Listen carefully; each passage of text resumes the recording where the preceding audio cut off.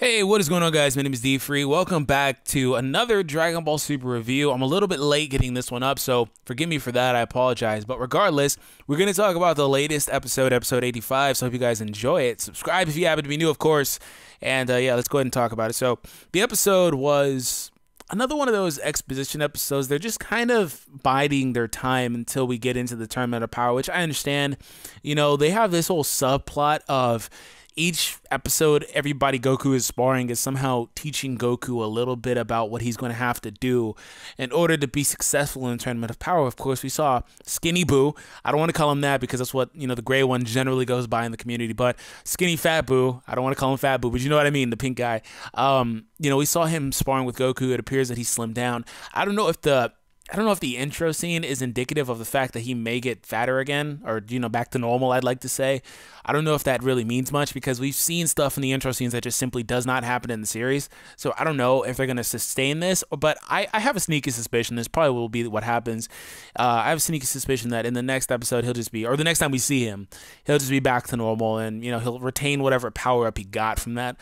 You know, I don't know how feasible it is to say that he got significantly stronger. I mean, it's only been a number of hours probably since the last time that we saw him fight, so I don't know what that really would do for him. I mean, just get him in better shape, I guess, you know, not physically, but just knocking off some of the rust. But the episode does begin with Gohan going over to Piccolo, in which at the end of the episode, I'm going to jump around in this review a little bit, but in the end of the episode, we see Gohan go up to Piccolo, and it's like, okay, well, Piccolo, will you retrain me? And Piccolo's like, yeah, I'm going to train train you with that untrained body. And I'm like, well, first off, how many times can this show tell me that Gohan does not have a trained body? Like, seriously, Piccolo says that every time they talk about training. He's just like, oh, this dull body. You're just like, stop talking about that. You know, I don't understand the concept of this because they knee jerk, right? They circle jerk because they're like, okay, Gohan's going to train. Gohan's going to train. Gohan's going to train. You know, he did it, you know, prior to the Universe 6 tournament. He did it, or he started talking about it towards the end of the Trunks stuff. And he's like, okay, Gohan's going to train. And then here we are again. And Piccolo's basically saying that Gohan hasn't been training. I assume that the guy trains like once a month, you know, once a week, you know, and just to maintain, you know, some semblance of form, but he's still rusty apparently. And, you know, the question is, what can Piccolo really do for Gohan at this point? You know, I think that the best that we can hope for Gohan, not to really achieve a new form, is just to kind of get back in shape, and get back to, you know, being his best version of himself. And that's pretty much all we can really expect. He did kind of knock some of the rust off in that fight with Lavenda. So, you know, it is what it is. We'll see what happens from there. As far as the rest of the episode, we do see that Kai is basically like, hey, we need to, you know, talk to Zeno and see if we can do anything about this, because, you know, we need to tell him, hey, we can buff our universes up, you know, we can get their mortal level higher at this point and avoid erasure. And then, you know, what's his name? I forget the guy's name from the, you know, Bergamo's universe. The guy from that universe. He's oh yeah, you know, I don't have time for this. I gotta fight warriors. I gotta find warriors. And then we cut to Champa. Oh, well, let me actually go ahead and say this really quick.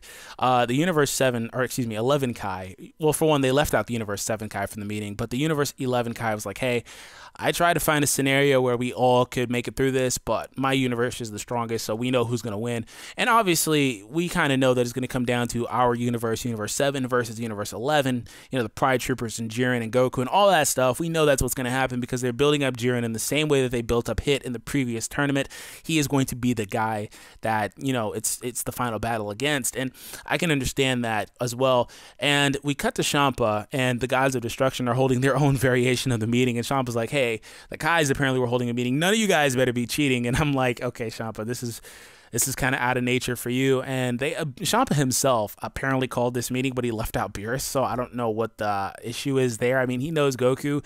And then the thing about it is Vados was like, hey, you guys should be thanking Goku. So here we have the show again trying to alleviate some of the tension and pressure off of Goku's character at this point, because obviously he is the only real antagonist that the show has established, and I don't know how that's going to be successful. Obviously, we have the looming danger of the universe is getting destroyed. I don't know how they're going to sustain this, because generally you don't just need a threat. You need some sort of antagonist or villain or something like that. And I felt like that was the main issue with the Universe 6, Universe 7 tournament, that it just didn't have anything. I mean, like, what, Universe 7's Earth is going to go to Universe 6? Are the mortals going to die, or are they going to just continue living? Like, they're going to continue living. What does it matter? And Goku even at some point said that, I believe. One of the characters said that. So, like, that tournament had no semblance of tension. And this one does, of course. You know, erasure is a thing here, but like, are they building up the Daishinkan? Are they building up Zeno? Are they building up Goku? What are they building up as the antagonist? And the only thing that they've really established, aside from a few funny looks from the Daishinkan at this point, is that Goku is the bad guy. So, you know, setting that aside, Vados is like, hey, you guys should be thanking him, because if it wasn't for him and recommending this, you guys would all be destroyed already. And that kind of leads me to think that maybe Shampa's universe would skate by and not be destroyed. I don't think that Zeno would have any interest in destroying Universe 7 because Goku's there, unless he decides to take Goku with him, which is another debate. But regardless, she does say that, and they are trying to alleviate some of that pressure off of Goku's character, because he's not a villain, but he is an antagonist. There's a distinct difference between the two.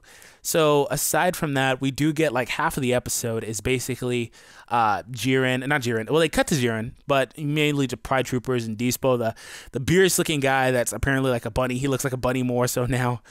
We see those guys in action, and they look like, you know, they look like the Ginyu Force with the poses and stuff like that. And all those guys, it's pretty funny seeing that type of stuff. And, you know, they appeared to kick butt on that other planet. And they did talk about how they're going to need all of the Pride Troopers to get in on this. And they talk about how Jiren is training. So they cut over to Jiren and he's meditating. So that's good. Aside from that, one thing I did think was pretty interesting, I'm going to do a separate video for it, was Champa reaching out to Kabe, or Kaba, whatever. And he's like, hey, I need guys stronger than you.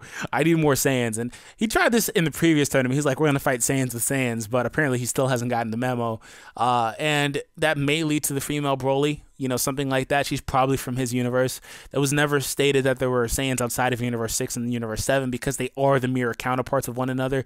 So there probably just isn't Saiyans in any other universe, to be completely honest about it. So, you know, what I'm interested in is how Kabe didn't know anything about Super Saiyan, and then, of course, she has Super Saiyan because we've seen her buff up like Broly.